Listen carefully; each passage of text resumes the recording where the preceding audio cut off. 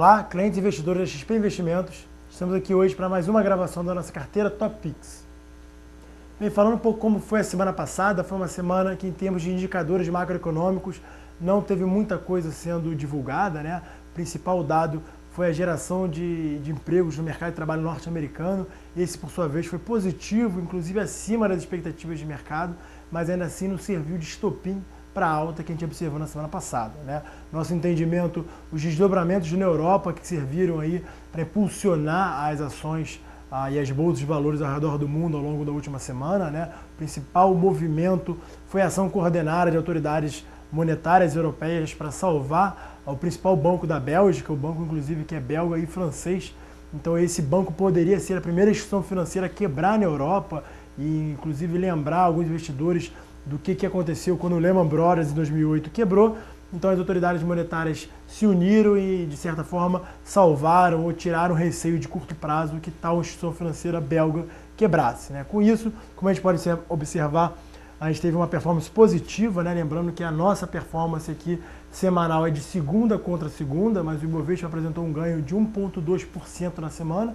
Carteira Top Picks, por sua vez, ela teve um desempenho abaixo do Ibovespa, apesar de ainda em campo positivo, 0,1% de alta.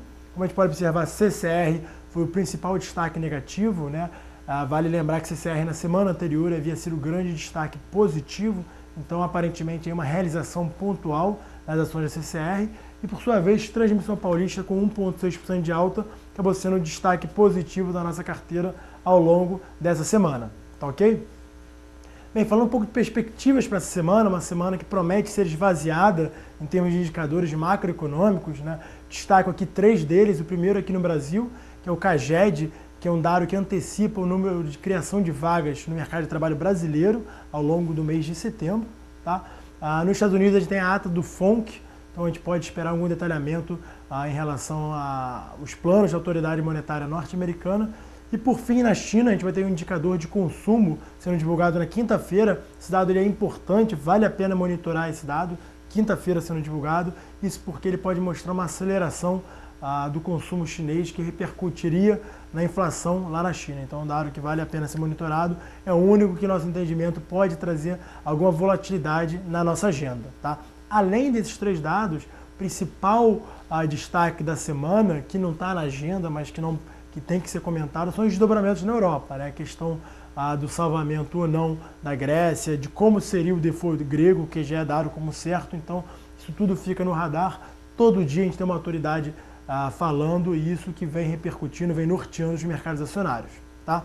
Bem, em termos de carteira, a gente optou por realizar apenas uma única mudança. Como a gente pode observar na tabela aqui, a gente optou por retirar o Odontoprev e para o lugar de Odontoprev adicionamos ações da DASA.